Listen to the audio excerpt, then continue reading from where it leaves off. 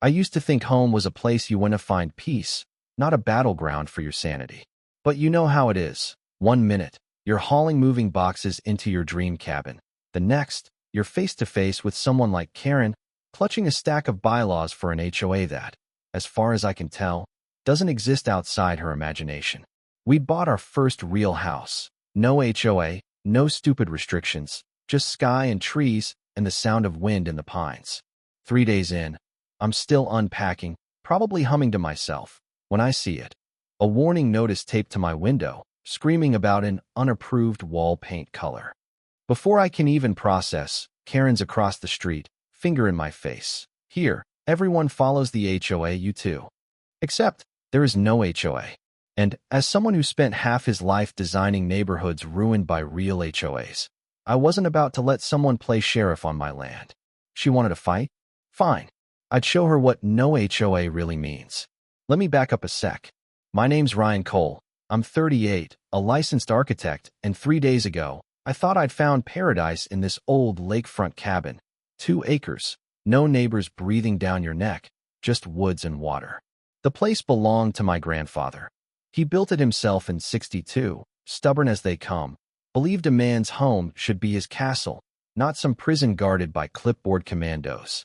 But now, Mara Jennings, blonde bob, eyes cold as a January river, was tossing my boxes across the driveway like she owned the place, shrieking about unauthorized use of community storage.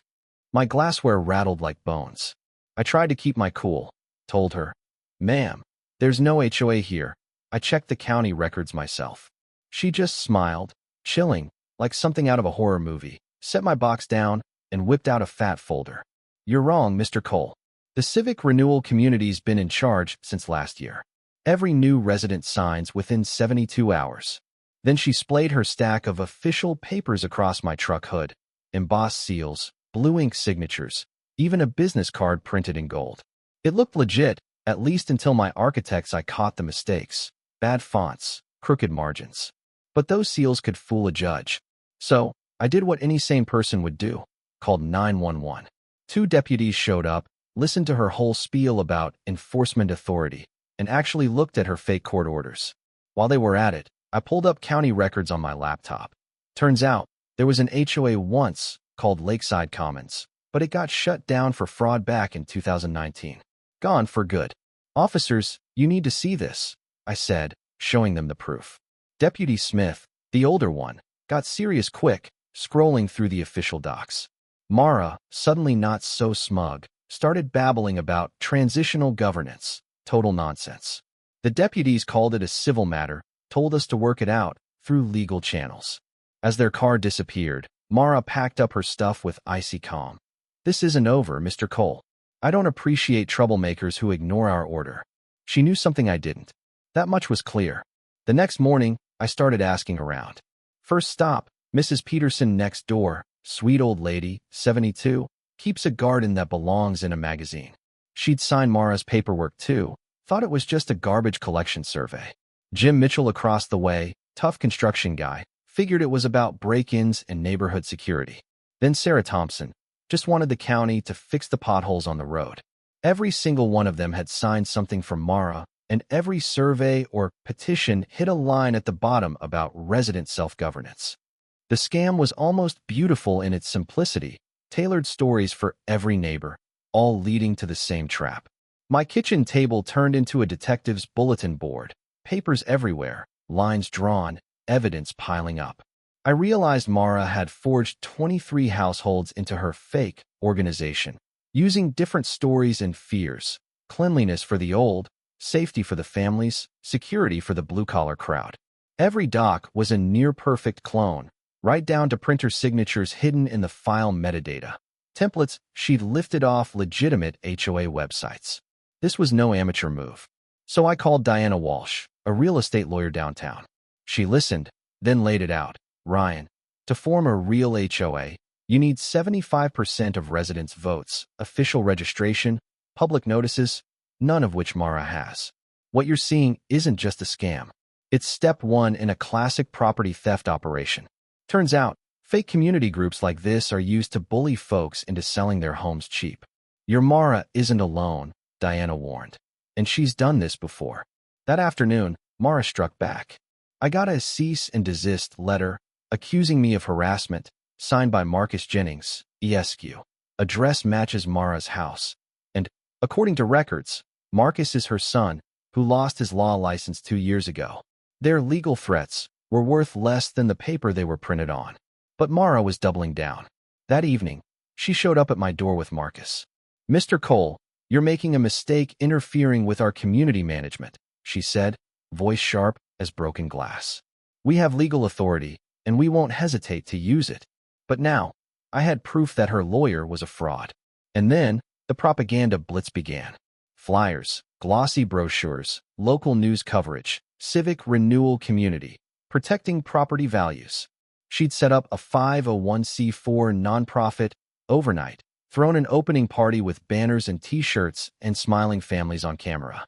3 days later, I get my first violation notice. Apparently, my cornsill paint color is out of compliance. Next, my porch lights are too bright. Then, my American flag is too large. Each letter was more threatening, more official-looking, designed to make me cave. I asked for financials, board minutes, anything. They refused, threatened to sue. So I checked the IRS. Surprise, their nonprofit didn't exist. All the fees were going straight into Mara's personal bank account. The deeper I dug, the uglier it got. Every document, copied from a dead HOA in Phoenix. Every violation, a new chance to shake down another family. One morning, in the grocery store, Mara finally snapped. "You don't understand, Ryan. I built something beautiful here once. People ruined it." Turns out, she wasn't just greedy. She was obsessed with some fantasy of restoring her childhood lake community, no matter who got hurt. That made her even more dangerous. Then things got scary. Black SUVs followed me home. Trash cans moved. Mail opened. Muddy footprints by my window. My friendly neighbor Harold? My cameras caught him at midnight, measuring my grass, photographing my lights, loosening bolts on my deck railing, and even leaving dead fish by my AC vent. It was psychological warfare. The goal? Make me snap, move, or, God forbid, end up like my cousin Michael. I brought in Monica Rivera, an investigative reporter. She dug up dirt that turned my stomach. Mara Jennings wasn't even her real name. She was Martha Goldman, a career con artist wanted in 3 states, responsible for displacing nearly 50 families. And get this, my cousin Michael was one of her victims, driven to suicide after she orchestrated a foreclosure scam in Colorado. She killed him as surely as if she'd pulled the trigger herself. So now it was war. Threatening calls, lawsuits, and then the fire. Molotov cocktails through my garage window, set by a desperate hired hand named Danny Morrison, who confessed to police after my cameras caught his license plate. Martha had paid him $5 grand to take care of me. The evidence, combined with digital files from a whistleblower secretary, blew the whole thing wide open. Emails, bribes, surveillance, even plans to take over the entire county through manufactured emergencies.